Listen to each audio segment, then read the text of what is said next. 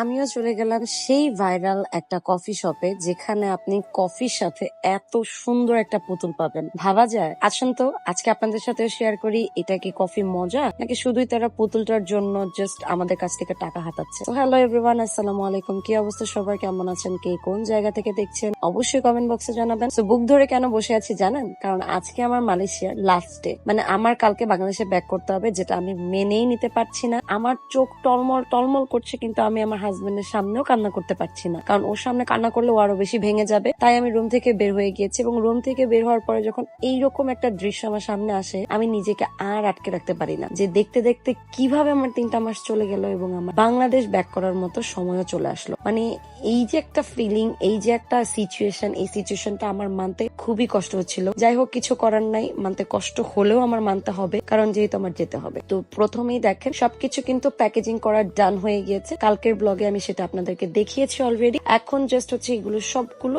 আমার হাজবেন্ডের বাসায় শিফট করার পালা। তো শিফট করা হয়ে গেলেই কিন্তু শেষ, পুরো ঘরটাই খালি। তারপরে চলে যাব আমি বাংলাদেশ, তারপরে তো ঘরটা আরো খালি হয়ে যাবে। তো কিছুই করার নেই। এদিক দিয়ে আমার হাজবেন্ডেরও মনটা অনেকই খারাপ ছিল, আমি জানি, বাট ও আসলে বোঝাচ্ছে না, কারণ ছেলে মানুষ কখনোই তার ফিলিংটা বোঝাতে পারে না, যেটা একটা মেয়ে মানুষ পারে। তো পরবর্তীতে আমাদের গ্র্যাব চলে আসে, এবং গ্র্যাবে করে এক এক করে আমরা প্রত্যেকটা মাল উঠিয়ে ফেলি এবং ডিরেক্ট চলে যাই ওর স্টাফ হাউসে। তো স্টাফ হাউসে গিয়ে একদম সুন্দর মতো এগুলো গুছিয়ে রাখবো। আমি মালয়েশিয়া শহরটাকে অনেক বেশি মিস করব, টু বি অনেস্ট, কারণ মালয়েশিয়াতে আপনি গেলে আপনার কখনোই ফিল হবে না যে আপনি দেশের বাইরে আছেন। ওখানে এত পরিমাণ বাঙালি প্রথমত, আর দ্বিতীয়ত মালয়েশিয়ার ওয়েদার বলেন, মালয়েশিয়ার যে নেচার বা এভরিথিং বাংলাদেশের মতো কোনো দিক থেকে কিন্তু আপনাকে মানে বিদেশ ফিল দিবে না, যেটা ইউরোপ কান্ট্রিতে ফিল। তো দেখেন, কথা বলতে বলতে আমি চলে এসেছি ওর বাসায়, এবং এখন হচ্ছে ওর মালগুলো সব শিফট করে আমরা বের হয়ে গিয়েছি। মাল শিফট করার কোনো ক্লিপস আমি নিই নাই, কারণ ওটা যেহেতু একটা স্টাফ হাউস, ওখানে ভিডিও করাটা অ্যালাউ না। ওখানে যেহেতু অনেক ছেলেরা একসাথে থাকে, আর আমি ভিতরে ঢুকিও না। তো এরপর আমরা মাল রেখে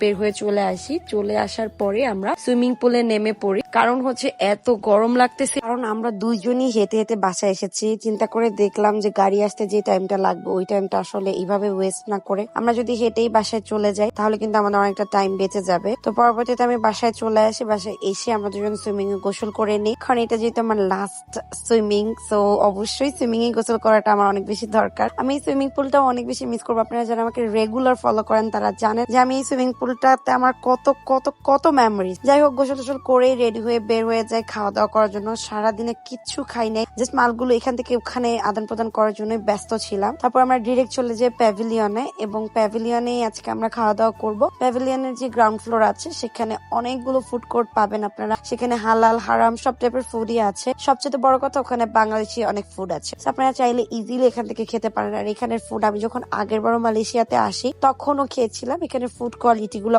অনেকটাই ভালো, এবং আগের বারও ডিসঅ্যাপয়েন্ট হয়নি, এবারও ডিসঅ্যাপয়েন্ট হয়নি। তারপরে মাথায় আসলো যেহেতু প্যাভিলিয়নে আসছি, তাহলে কেননা আজকে আমরা ওই ভাইরাল কফিটা ট্রাই করি, যেটার সাথে আপনাকে একটা ট্যারি গিফট করবে। সো ফার্স্টে আমরা আগে খাওয়া দাওয়া করে নেব। খাওয়া দাওয়া করার জন্য অনেকগুলো দোকান আমরা দেখছিলাম যে কোন দোকানটাতে খেলে ভালো হয় বা কোন দোকানটা সিলেক্ট করা দরকার। পরবর্তীতে আমরা এই জায়গাটা সিলেক্ট করি। এখান থেকে আমাদের একটা ডিশ খুবই ভালো লাগে, যেটা হচ্ছে কি সিজলিং টাইপের কিছু একটা দেয় ওরা, মানে রাইসের সাথে আপনাকে সিজলিং বিফ আর চিকেন দুইটাই দিবে। তো এটা দেখে মনে হয়েছে মোটামুটি এটা ভালোই হবে, এটাই খাই, যেহেতু সারাদিন না খাওয়া ছিলাম। এখন আর আজে বাজে জিনিস খেলে হয়তো বা গ্যাস পাম্প হতে পারে, তো এই জন্য আমরা এই ডিশটাই সিলেক্ট করি। আর এখানে যেটা দেখলাম যে ওরা একদমই তেল মশলা ছাড়া জাস্ট সিজলিং করেছে। বাংলাদেশের সিজলিংটার মতো না, একদমই ডিফারেন্ট। এটা একদম র যে মাংসটা থাকে সেটাই সিজলিং করে আপনাকে দিবে, সাথে হচ্ছে গিয়ে একদম হোয়াইট রাইস। আর এই স্যুপটা কিসের স্যুপ আমি জানি না, খুব জঘন্য ছিল, বাট খাবারটা অনেক মজা ছিল। পরবর্তীতে ভাবলাম যে এই একটা ডিশ দিয়ে হবে না, এরপর আমি আবার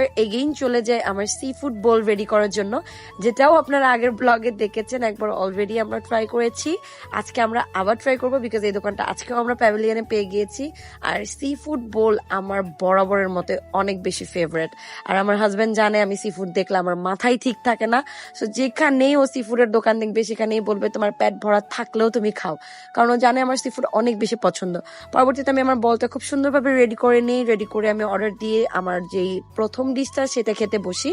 তো মোটামুটি আমার কাছে ভালোই লেগেছে, খারাপ না, একদম খাবারের কোয়ালিটি থেকে শুরু করে এভরিথিং এ মোটামুটি ভালো ছিল।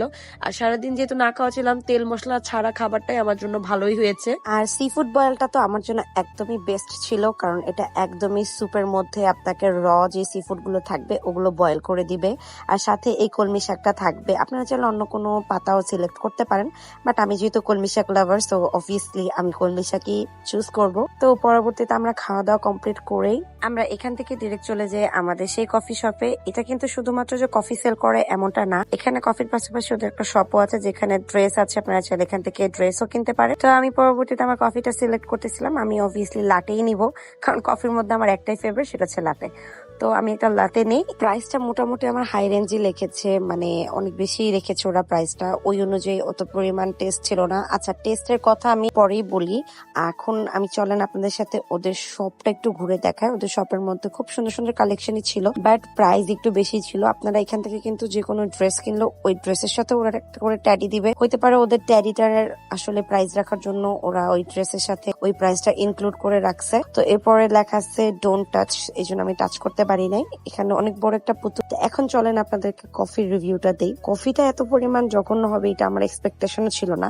লুকটা দেখে আমি নিজেকে বুঝ দিতেছিলাম যে না ঠিক আছে, লুকটা যেহেতু সুন্দর লাগতেছে তার মানে কফিটা মোটামুটি ভালোই হবে, খারাপ হবে না। But guys, to be honest, এইরকম বাজে কফি আমার মনে হয় না আমি লাইফে খাইছি। আমার কাছে একদমই জঘন্যর চাইতেও জঘন্য লেগেছে, যেটা আমি ভাষায়ও প্রকাশ করতে পারবো না। তারপর আমি ভাবতেছিলাম হয়তো বা আমার টেস্ট পারে মিলতেছে না, তো আমি আমার হাজবেন্ডকে ট্রাই করাই, তারপর ওকে বলি যে তুমি এবার খেয়ে দেখো এবং আমাকে রিভিউ দাও যে আসলে কফির টেস্টটা ভালো নাকি খারাপ। তারপরে ও ট্রাই করলো এবং ও ট্রাই করলে একই রিভিউ দিচ্ছে যে না, এটার কফি খুবই বাজে। আমরা এখন পর্যন্ত মালয়েশিয়া যে কয়টা লাতে খেয়েছি তার থেকে সবচেয়ে জঘন্য লাতে ছিল এটা। আমি জানি না কেন এটা সবচেয়ে জঘন্য ছিল।